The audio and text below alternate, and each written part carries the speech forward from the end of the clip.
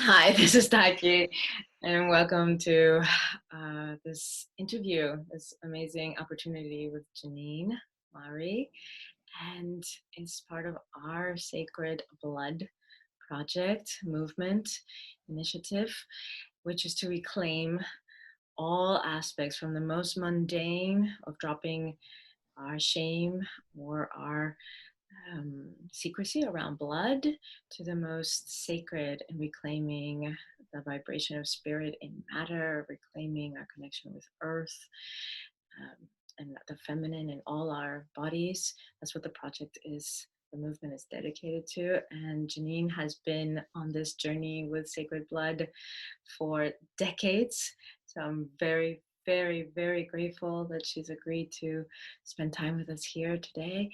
And she has worked as a naturopath for a couple decades. She had a practice in it, and she's the one who taught me about making the elixir, the blood elixir, so that you can make your offerings anytime. And so that was like groundbreaking because it gave a lot of flexibility.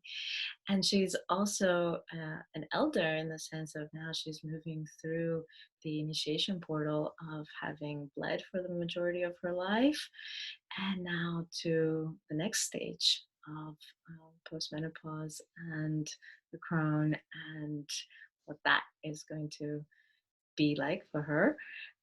And she's a pioneer in all of the stages for us in women's bodies, for reclaiming it from a place of consciousness, a place of love, a place of acceptance, a place of divinity. So that's everything I can say about Janine. She's got tons of experience, so I'd love to pass it over to her, and so we can hear from her directly. She's joining us from Australia. She lives on a land called Red Earth. So yeah, I'd love to hear from you, Janine, about your connection to blood and how it's been over these decades, and also to the earth and the vibration of spirit in matter, and how that's represented in the blood and the earth and the feminine and all that great stuff. Yeah. Well, I might start with the red earth actually, because one of the things that drew me to this land that I live on is the red earth, and the earth. What makes the earth red is the red ochre, which is iron oxide. And in many tribal traditions, that is known as Gaia's menstrual blood. So it's living direct connection with Gaia's menstrual blood. It's a potent land to be living on. So that's part of what drew me to this land. Yeah, so I've been on a journey with my blood for quite a while now, many years, and it was such a powerful thing to connect with after a life of such disconnection with my blood, and uh, living in a world where there was a lot of repression and shame around blood. And when I started reading about the power of this fluid and its properties, and it just felt like it was speaking to me, into my cells, into my soul, into my body, what I already knew at some level but had forgotten. So in some ways I feel like the journey with the blood was a remembering of what was already known and held in the bones for many, many generations prior. um, yeah, so initially working with my blood was first bringing consciousness to my cycle, and in particular consciousness to my cycle in relation to the moon. So I created like a moon diary where I was following the phases of the moon, and also working with my cycle with the moon diary as well, but not a diary of writing, a diary of symbols and color and dreaming and images and creativity. So that was really potent journeying, and I still work with the cycles of the moon very closely, even though my blood is now, the power of the blood is now more being infused into my bones more fully, without the external bleeding. Um, yeah, yeah. So that was a really important part to start with, and then I started creating rituals with my blood, and each month I would consciously work with my blood in some way to connect with it. I created a womb bleeding pit, so I could bleed on the earth. And but more than that, I was linking my blood with creativity. So if I might have created a painting on the theme, and as I was creating the painting, I would mix blood in with the paint, and that might make the base, or maybe the blood might be part of the creation of the painting in some other way, or mixing it with clay, or yeah, working with it viscerally in some kind of creative way. And then as I started becoming more connected and more embodied with it, I started working with it on my body through anointings and um, sacred symbols, and discovering the link between the power of the red elixir and sexuality, and bringing consciousness and linking those things. So maybe consciously going into a self-pleasuring ceremony, and anointing my blood, and working with the power of the blood in that way, or working with a partner who was also conscious with blood, um, and mixing the red and white elixirs consciously and with intention, and drawing on the potency of mixing those elixirs again with intention and manifestation even. So yeah, I guess that's a little of the journey with the blood. Yeah, actually, could you speak a little bit more about that? Because one of the taboos is that, if you're bleeding, um, you shouldn't have sex, or it's disgusting to have sex with a woman who's bleeding, or, there's a lot of shame around sexuality and blood. Um, and of course, there are, of course, plenty of those in women's bodies who do not want to have penetration during, or be sexual, don't feel sexual during their bleeding time, and that's totally respected and honored. But that it becomes a conditioning, or it's something to be disgusted by. So if you could, yeah, expand on that a bit more about how to harness, or tap into, or flow with the potency of the blood, or the energies in the blood, and mix that with sexuality, either during or post. You don't have to be bleeding at the time. You can use your elixir to anoint after, later on in your cycle also. But yeah, to touch on this taboo that is ingrained in us, in those in women's bodies, but also in men. Yeah, sure. So one of the things with the blood, of course, is that it's like more an ovulation, that a woman is more wanting to be more overt in her sexuality and copulate in a way, of course, around fertility and conception. But what's really interesting, if you start looking at the hormonal cycle of a woman and sexual desire, there's two peaks, and one is before ovulation, and the other one's actually before menstruation. And so why would that be? Because it's obviously from an animal point of view, it makes no sense from a procreation point of view. But if you track back to many traditions in the matriarchal societies, back when God was a woman, and the feminine aspect of the divine was more worshipped, and the mysteries were more the ones that were being celebrated. The blood was a part of that, and um, the blood in pretty much all the traditions, if you track them back, you can find teachings about the red and white elixirs mixing, and the power of those, and the magic that can be created with intention by working with those elixirs together. And where the separation sort of dropped in around sexuality connecting sexually around menstruation was more when it switched to God, to being a man, and the more patriarchal teachings. And that's when there was this separation between bleeding women and a lot of the sexual mysteries, but particularly that was around, like, looking Leviticus in the Bible, and it starts talking about the taboos around an unclean woman as she's bleeding, and it was a sin to lie with the woman, and you needed to cleanse, the man needed to cleanse himself for 7 days, and she wasn't welcome in the church, and all those kind of things. So all these teachings came in, and it wasn't just Catholicism or Christianity. It started, my understanding is it's in pretty much all traditions. There was a split around that time. And there's different reasons for that. Like, some say it was because of fear of a woman's power, because obviously her power is with her blood. So disconnect those two things, and it starts to create a separation. So that was around the time when all the taboos started to come in. And so I don't think there's any right or wrong way. I think it's very much about tuning in.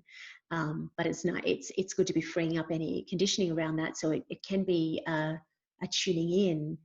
And quite often when a woman's bleeding, she is more internal and is not so much open for sexual connection at that time. But also sometimes ritual ceremony, certain celebrating different equinoxes and solstices and different times of the year, there may be a time where connecting in that way is a yes, and is an upwelling of something. And also the other thing about connecting at that time is it connects into the animal and into the primal, and getting into a sexual experience with blood and anointing, and it's very visceral, it's very primal, and so it's also very potent for connecting with more the earth, shamanic, and more animal aspects of ourselves as well. Wow, The beautiful. dark, actually, it's very linked to the more the dark energies. Yeah, Yeah, not dark as in evil, right? Dark as in earth, that's like exactly what death. I wanted to ask about next. Is the dark and more of the the life force energy, or the dark light that um, that permeates everything in the cosmos. And usually we think about this kind of thing is out there. And this is one of the things that, for me, that's what the sacred blood represents, is that actually this is spirited matter. This is the potential of all creation. This is the vibration of everything that has ever been and ever will be. I mean, it's and so maybe you can talk a little bit more about this, because I know this is one of the things that you are a keeper of, a guardian of, and a very loud note that you ring about spirit and matter, and about Mm. the the vibration of matter, and that leading us to the Mm. same place as meditating and ascending and going somewhere out there. So how does Yeah, blood play in? yeah, beautiful. Um, so we want to just touch a little bit on ovulation, because with ovulation, ovulation is linked in a lot of traditions to the full moon and the more lighter energies. So when a woman's ovulating, um, it's easier for her to connect to more lighter aspects of herself and lighter archetypes. When she's bleeding, which is more linked to the dark moon, um, she's more able to access the more earth energies, the more shamanic, the more the totems, the more darker energies, and the greater density of matter. I mean, blood is matter. It's matter. It's the feminine matter. It's the elixir that comes from the womb. It's the womb blood. So it's very linked to matter, and even deeper to that, it contains stem cells. It also contains small amounts of DMT. It's not the same as blood in the veins. It has different qualities of matter support journeying in the deeper energies. And it's about descent. The blood is going down. The blood is the womb is shedding to the earth. So it's got a descent energy that supports going down, supports landing, and that's really such a key in the feminine mystery. She's about descent. She's about landing. She's about being with the earth. She's about sinking into the earth as her home, as belonging to the earth.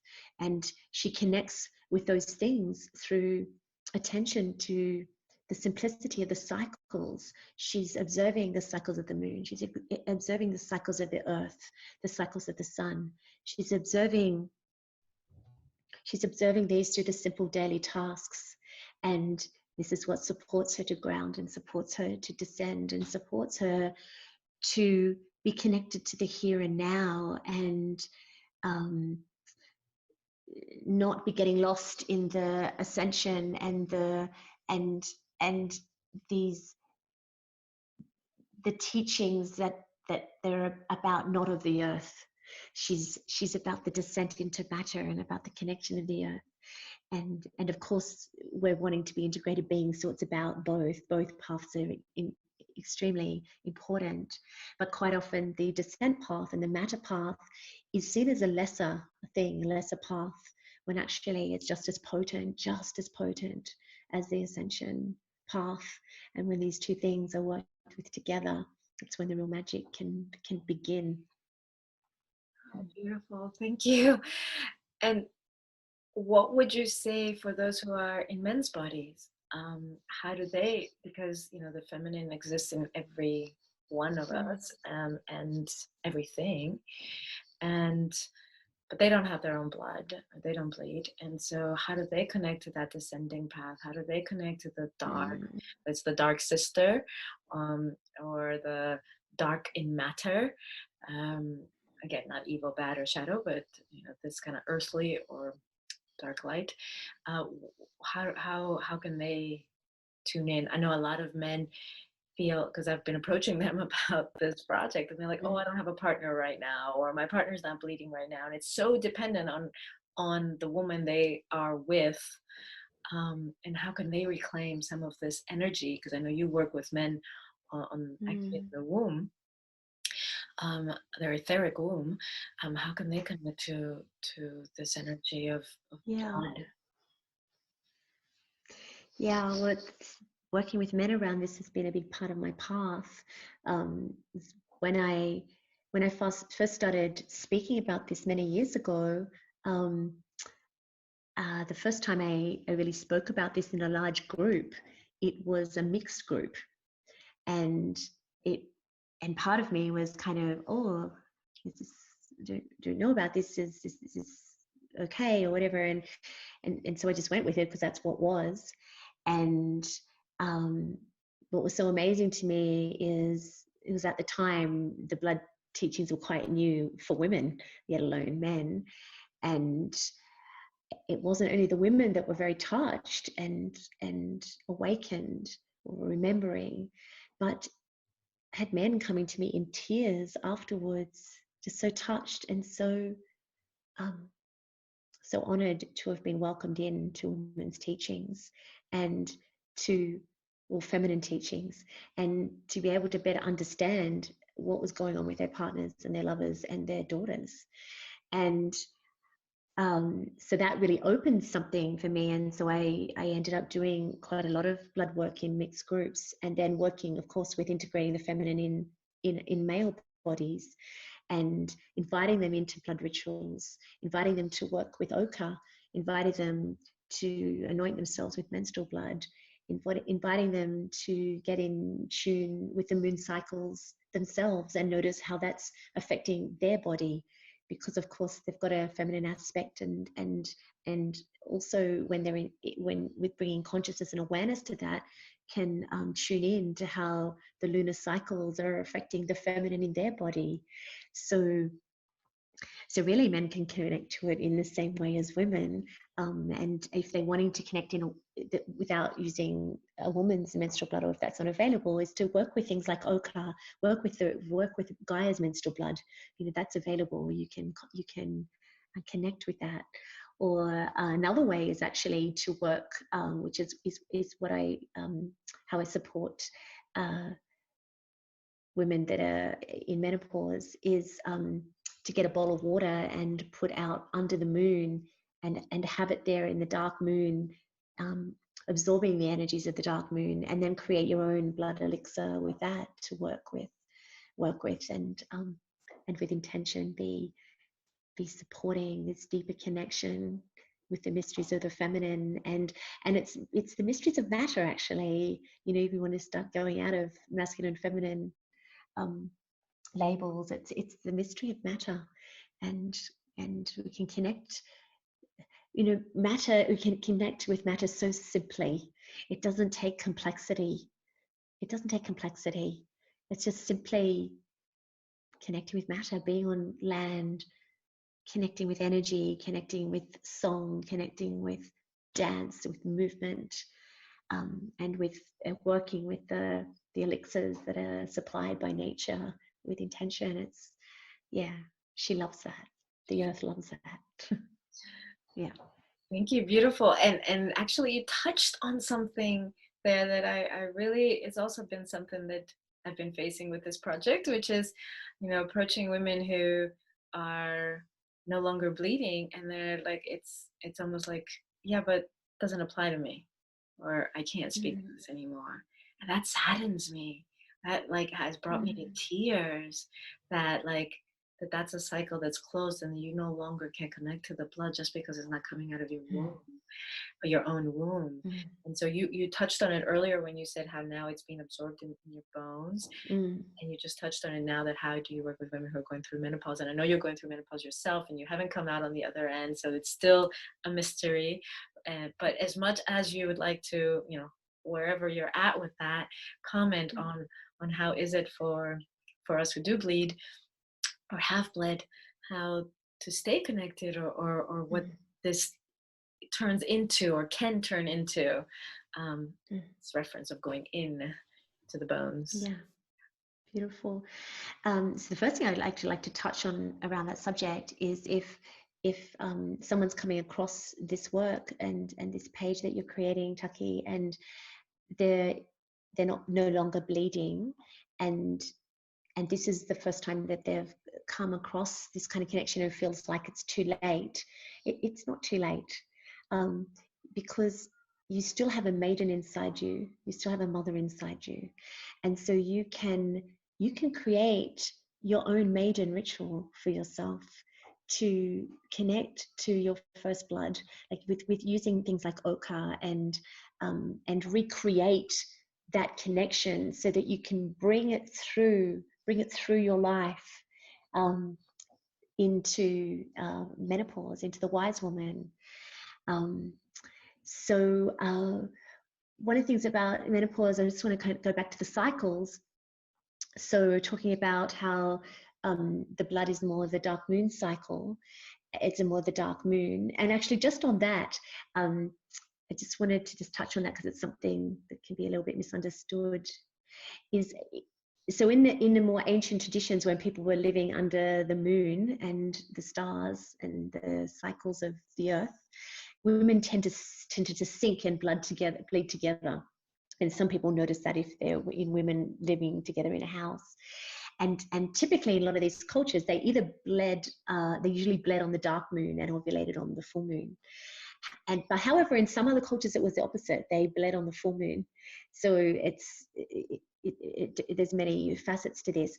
What I believe now is that I actually don't believe it's about bleeding on the dark moon so much. I think we're integrating so many archetypes and so many things. It's more about when you're bleeding, be attentive to the archetypes that are available to you at that particular time, depending where you are in your connection with the moon. So I just wanted to drop that bit in.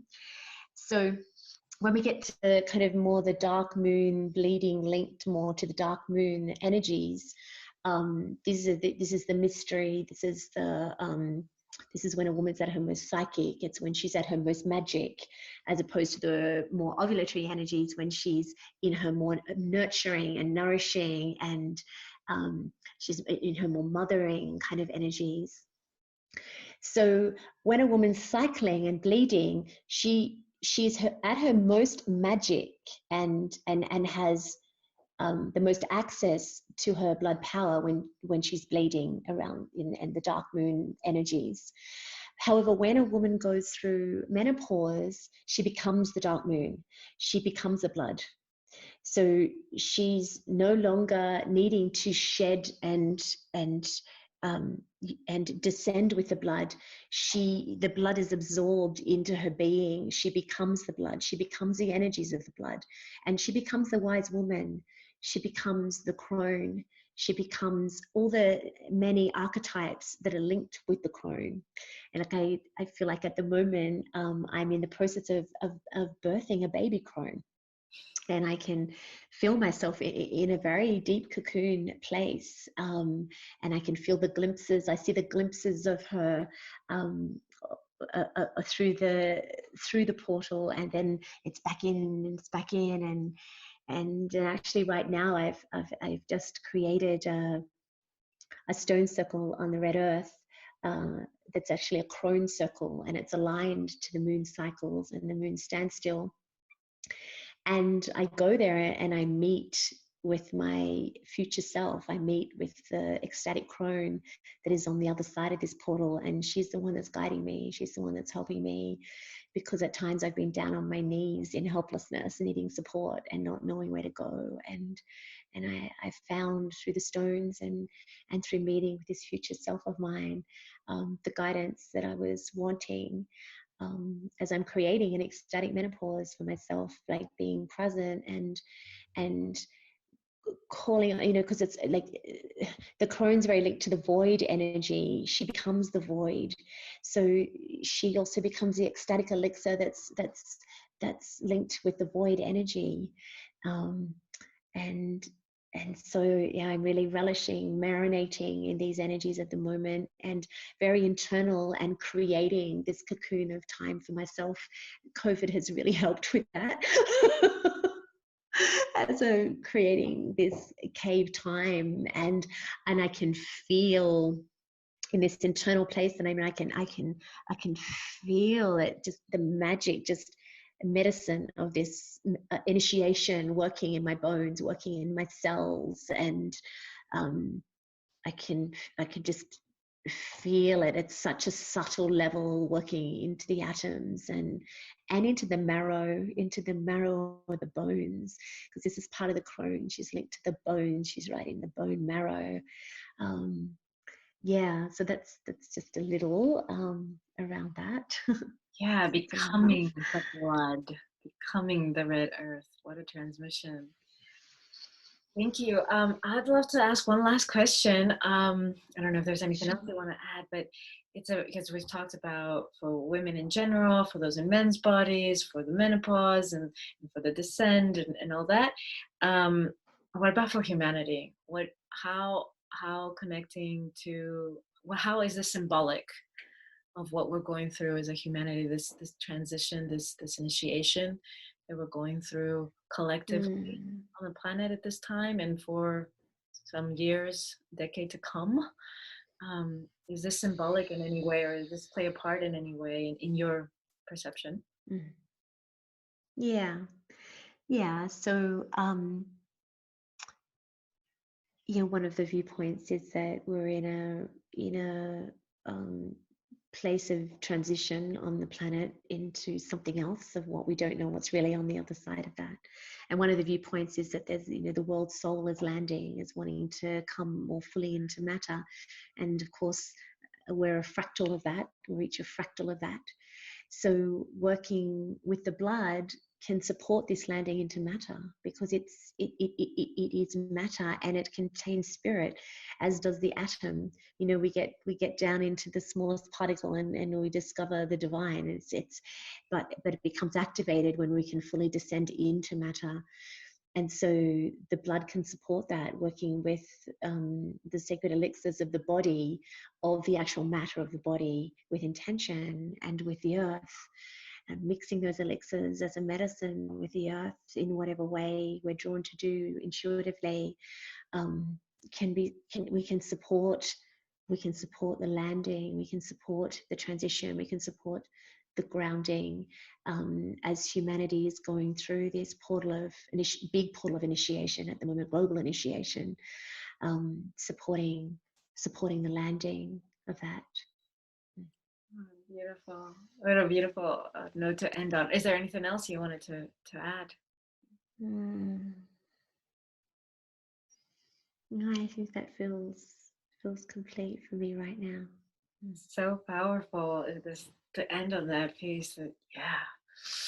I was super juiced up. I think this was an amazing, amazing transmission. Thank you so much, Janine, for taking the time. And actually, what's come through for me in this interview, because this is the first one I'm doing for this movement, is that I want to have like a series of voices from the crones or from the elders, or the ones, the wisdom medicine. And so thank you for initiating that. That's what just happened. Yeah, well, actually, I do have something else I want to add now. When you just said that, is that I feel like this is one of the archetypes that's really needs to fully activate here, because well, at least in the West, we're in a bit of an appalling place, really, with our elders and how we work with the wisdom keepers. And so I really feel like this archetype is coming in more fully, as well as we're moving through these transitions and initiations. Also, how does that work with the elders? How do we reclaim elders circles, and how do we bless the younger ones coming through and um, support these next generations? So yeah, I feel like that I've got juice for exploring that myself as I'm moving more and more into that energy. And I just wanted to also end on, I just want to celebrate you, Taki'h, and what you're creating here, and what you're holding, and following this inspiration of yours, to be creating more public dialogue, more conversations between men and women, and diversity of cultures. So we can, because the one thing all cultures in the feminine have in common, that is our place of the same, rather than looking at all the differences, is we all bleed. That's what unites us all. We all bleed together. Thank you, Janine. No more needs to be said. Thank you.